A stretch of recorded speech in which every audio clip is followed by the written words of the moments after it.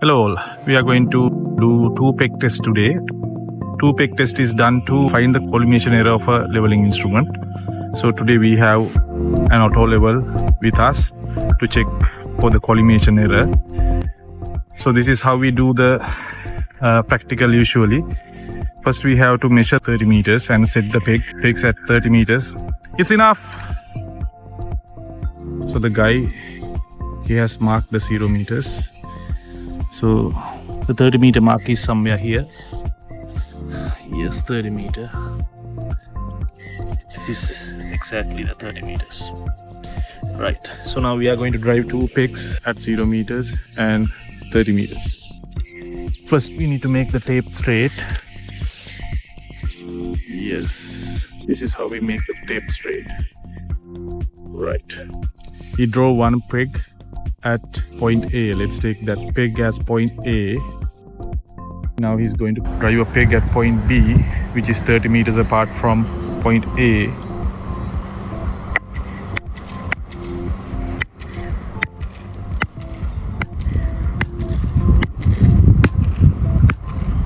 That's enough. This was 0 meters. This is peg A. Over there, that is peg B. Alright. Now we have to set the instrument exactly at the middle.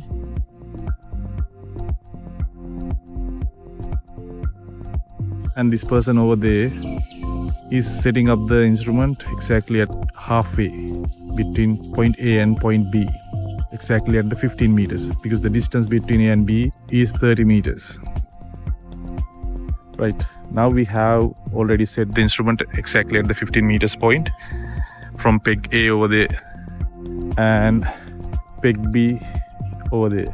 Now what we need to do is we need to take the level readings of peg A and peg B. So then, as I told you before, we can get the exact level difference between A and B since we have set it at the midpoint. So if there is any collimation error, that means, so it will be cancelled each other when we set the instrument exactly at the midpoint. So when we have equal back sides and foresides, the collimation error is cancelled. So this is the theory that we are using to get this level difference. Now he is holding the staff at peg A. We are going to observe that reading and record it.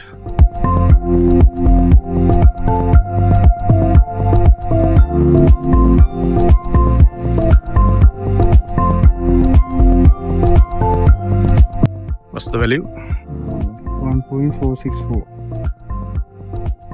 That is the backside reading. So in the remarks column, you have to write point A. And for the reduced level, you can take any arbitrary value. Let's say if you want, you can take 100 meters, but better keep it because we are talking about a level difference. But anyway, if you want, you can write 100 meters here. That's an arbitrary height. All right. Now we have to observe point B.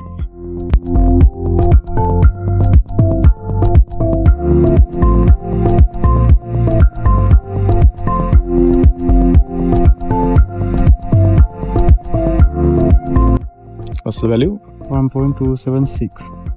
1.276. So now you can find the reduced level at point B with respect to point A. What is that? 100.188. 100.188. So that is the reduced level of point B. That means point B is at a higher elevation of 0.188 than point A. Right. Alright, now the next step is we have to extend our tape line up to 45 meters. Now we are going to set up the instrument 15 meters away from peg B. So then now the chain edge at point B is 30 meters. You have to extend it up to 45 meters.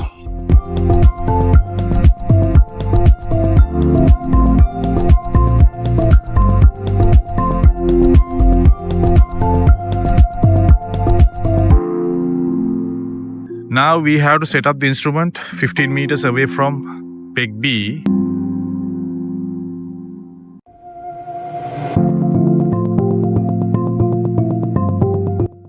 Right, now we have set up the instrument 15 meters away from peg B.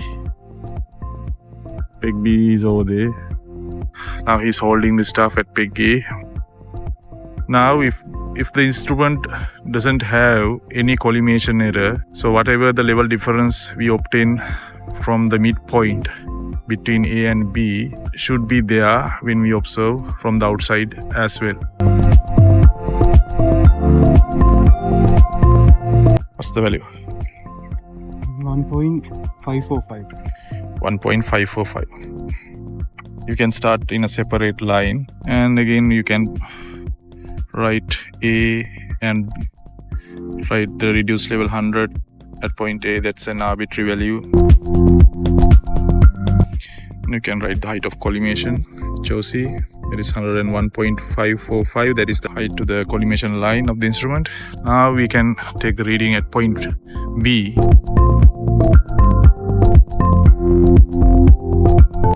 It's 1.353.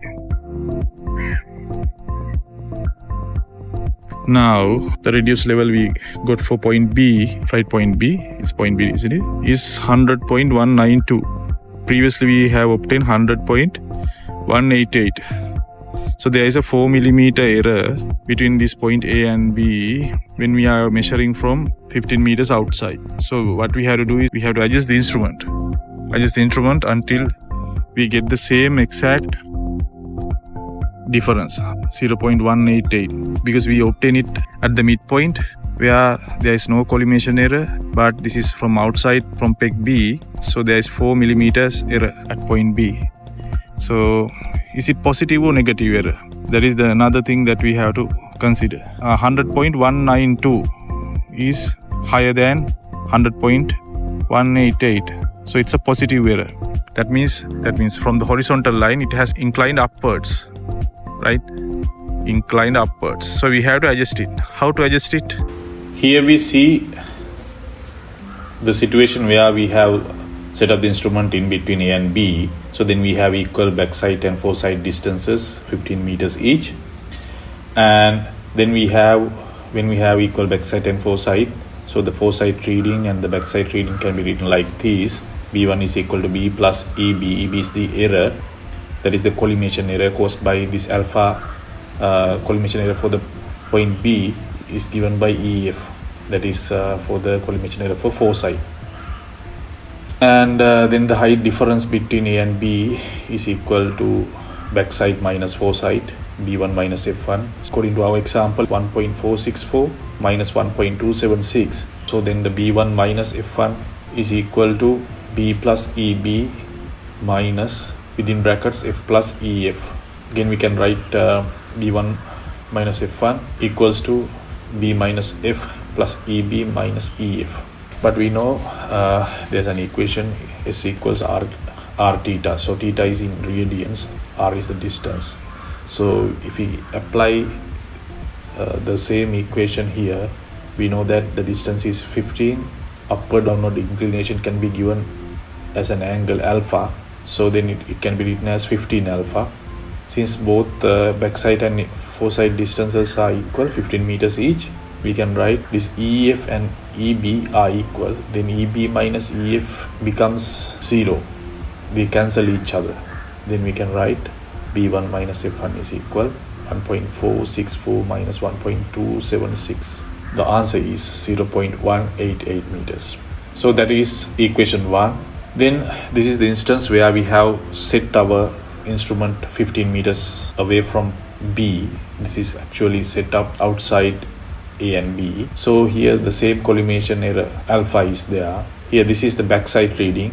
Backside reading is B2. It is equal to B plus EB. B is the actual reading. EB is the collimation error. Then the foresight reading F2 can be written as F plus EF. F is the actual reading. EF is collimation error. Then the height difference between A and B is equal to backside minus foresight equals to B2 minus F2. It is equal to 1.545 minus 1.353. The answer is 0.192. Then we can rewrite B2 minus F2 is equal B plus EB minus, within bracket, F plus EF. Then we can replace the B2 minus F2 by 0.192 So 0.192 is equal b minus f. We rearrange the equation, b minus f plus within brackets eb minus ef. But in this case we can see that eb can be written as 45 alpha. If we apply it to s equals r theta equation, it is 45 alpha and ef is 15 alpha. If 15 alpha is e, the 15 alpha can be replaced by e. eb can be written as 3e and ef can be written as e, because eb is 45 alpha, it is 3e, ef is 15 alpha, then ef is e. Then we can rewrite the equation like this: 0.192 is equal b within brackets b minus f plus 3e minus e. It is again can be rewritten as b minus f minus 2e. So that is equation 2. Then we can rewrite the equation 1 and equation 2 like this, and then from both the equation 1 and 2 we can substitute from equation 1 to 2 accordingly. 0.192 is equal 0.188 plus 2e, because 3e minus e is 2e. Then we can take an answer for e, it is 2 millimeters. We know the value of the e. Because of that, now we can think of the readings that should come after correcting the collimation error. Therefore, we need to find out the reading that can be seen through the level instrument once we adjust the collimation error. So therefore, now the true reading is b, simple b. It is b2 minus 3e. So you know b2 value, that is the value we obtain from outside point, 1.545. 3e is 6 millimeters. So therefore we have to reduce 6 millimeters from 1.545 meters. Then the answer is 1.539 meters. That should be seen through the telescope once we correct the collimation error. That means we have to adjust that screw until we see this 1.539. So then once we make this value 1.539 by adjusting the diaphragm by the screws, right, then automatically the reading of point B should be 1.351. How it comes? So the reduced level at B, or the corrected reading at B, is F. F is equal to F2 minus E. The answer is 1.353 minus 0.002. So then the final answer is 1.351 meters. It is the value that should be seen through the level instrument once we adjust the first reading. So once we adjust the first reading from 1.545 to 1.539, automatically the reading at B should be 1.351. So we'll do it and see whether we are getting it. Right, for that we have to send it to the service provider, right? If not, we can do it manually. So we have to bring the tools, right? So we have to remove this part of the level instrument. We have to adjust it until we see the difference 0.188. Now here 192 difference is there. We have to adjust this screw and get the exact value. So I'll ask the laboratory staff to bring the tools, then we can adjust it. Right now we have the tools with us, right? There's a bolt. We have to turn this bolt by this tool until we get the desired reading. 1.539 meters.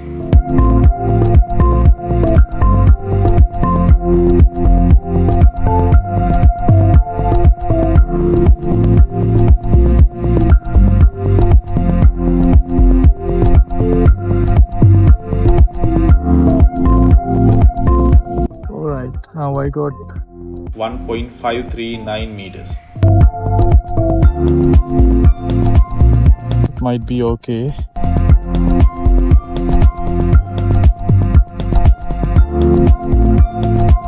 Come to this point.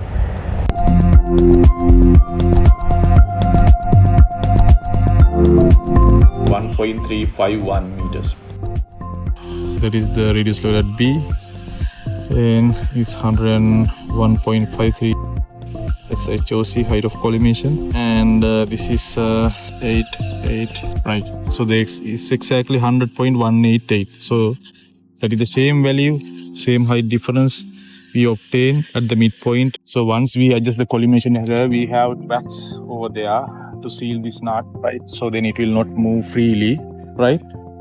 So Then thereafter we have to fix back the cover. What you should not do is you should not take off these 4 screws, right, and take eyepiece out. So that has to be done with very good care and technological knowledge, right? This telescope tube is sealed with a different gas, right? Nitrogen is inside, so nitrogen is there because it doesn't react and it does not promote the growth of the fungus. So we have to keep the nitrogen as it is inside the telescope. So therefore we should take care not to remove these screws and take the telescope out, right? So this is how we fix it. Alright. Thank you very much for watching this video. Don't forget to subscribe this channel and click the bell button for more of the very latest videos.